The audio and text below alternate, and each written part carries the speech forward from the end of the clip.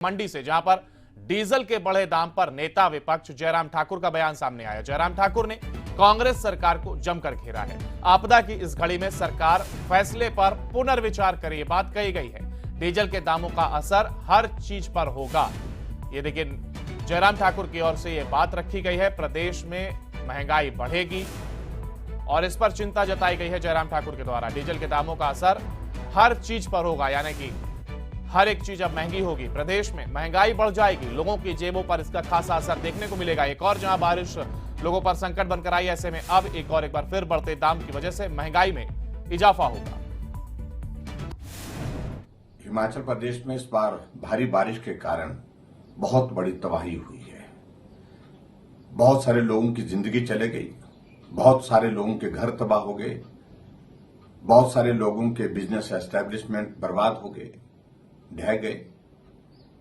Government संपत्ति को, सरकारी संपत्ति को बहुत बड़ा नुकसान हुआ है और निजी संपत्ति को भी बहुत बड़ा नुकसान हुआ है। और ऐसे परिस्थिति में हिमाचल प्रदेश सरकार को प्रयत्न करना चाहिए कि वो लोगों को जल्दी और ज्यादा से ज्यादा राहत दे सके। मुझे इस बात को लेकर के बहुत दुख है, जहां इस वक्त बहुत बड़ी त्रासदी घटित हुई है, हर आदमी परेशान है, वहां हिमाचल प्रदेश सरकार राहत देने के बजाय डीजल की कीमत 3 रुपए प्रति लीटर के हिसाब से बढ़ा देती है। ये बिल्कुल भी तर्कसंगत नहीं है और हिमाचल प्रदेश के लोगों के ऊपर एक बहुत बड़ा बोझ पड़ेगा। डीजल की कीमत बढ़ने का मतलब सीधा होता है कि हर चीज महंगी होगी। आपका राशन महंगा होगा, आपका मटेरियल जो भी बाहर से आता है वो सब महंगा होगा, उस पर इंपैक्ट होता है। सरकार बनने के बाद हिमाचल प्रदेश सरकार ने 3 रुपए डीजल तो पहली कैबिनेट में ही बढ़ा दिया था। अब 3 रुपए और बढ़ाने से हिमाचल प्रदेश के लोगों के ऊपर बहुत बड़ा आर्थिक बोझ डालना इस वक्त संकट की घड़ी में उचित नहीं है। और मैं उम्मीद करता हूं माननीय मुख्यमंत्री इस पर पुनः विचार करेंगे। संकट का दौर समाप्त हो जाए, उसके बाद आप विषय को लेकर के विचार करें, लेकिन ये वक्त राहत देने के लिए है, मदद करने के लिए है और लोगों के ऊपर बोझ डालने के लिए नहीं है। धन्यवाद। तो देखिए, मंडी में डीजल के बढ़ते हुए दामों को लेकर के विपक्ष के नेता जयराम ठाकुर ने चिंता जताई है और इसी खबर पर ब्यूरो चीफ अरुण नियाल हमारे साथ जुड़ गए। अरुण, देखिए जिस तरीके से जयराम ठाकुर के द्वारा ये बात या कहें हम कि सरकार को चेताने का ये काम किया गया है। उन्होंने कहा है कि बढ़ती हुई महंगाई पर चिंता जाहिर की। ऐसे में क्या कुछ स्थिति वहां पर अब बनी, क्योंकि डीजल के दाम महंगे होने से कहा जा रहा है कि लगातार अब कई चीजों के दाम बढ़ सकते हैं?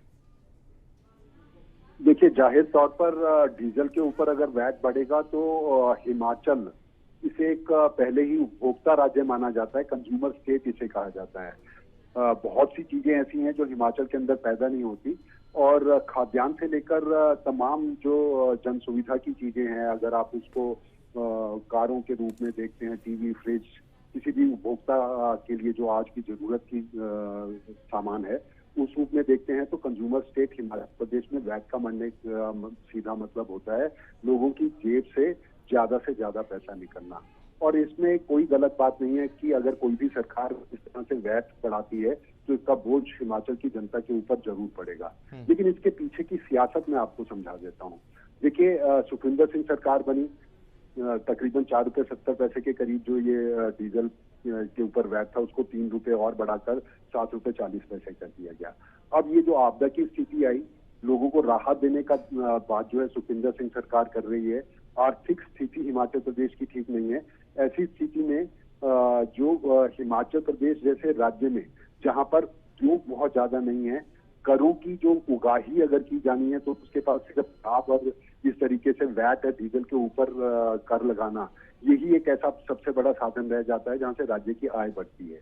होता क्या है, इससे पूर्व में यही पूर्व मुख्यमंत्री थे जयराम ठाकुर, केंद्र के ऊपर भी इस तरह का आरोप लगता रहा जब महंगाई चरम के ऊपर बढ़ती रही।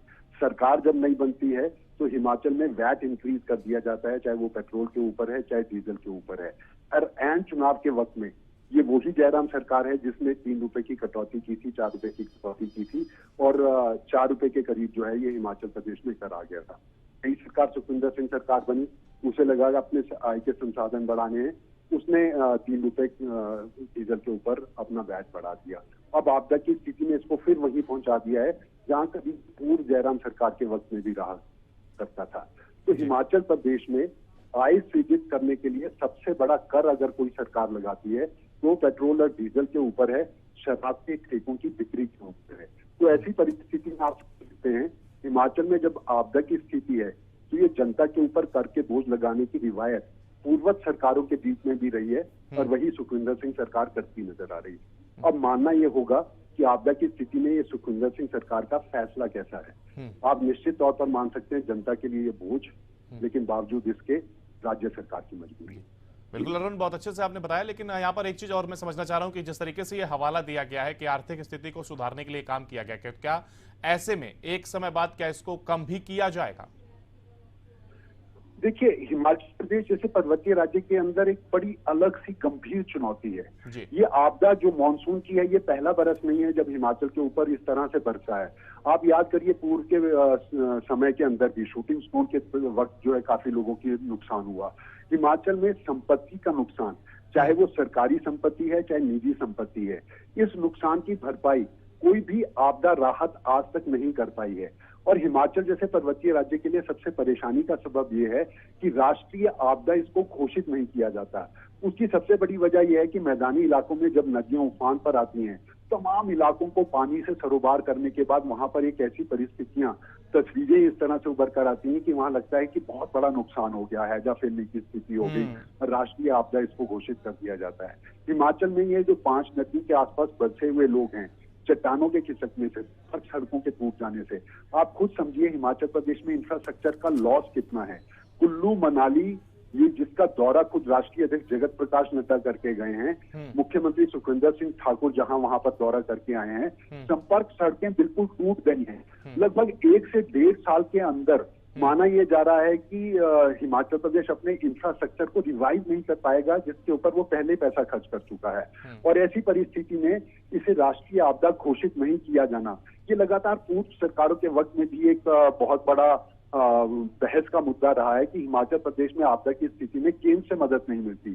चाहे केंद्र में कांग्रेस की सरकार रही हो, चाहे भाजपा की सरकार रही हो, और विपरीत सरकारें हिमाचल प्रदेश में रही हो, ये तमाम तरह का मुद्दा हिमाचल प्रदेश में बहस जरूर बना रहा है। आज की परिस्थितियों में भी केंद्र की मोदी सरकार से हिमाचल प्रदेश की सरकार लगातार ये मांग कर रही है कि इसको राष्ट्रीय आपदा घोषित की जाए। वामपंथी दल की तरफ से भी इस तरह के बयान आए हैं, लेकिन परिस्थितियां ऐसी बनेंगी क्योंकि जो पैरामीटर्स हैं नेशनल कैलमिटीज के, वो बिल्कुल साफ तौर पर कहते हैं कि ऐसी परिस्थितियां हिमाचल के अंदर दिखाई नहीं देती।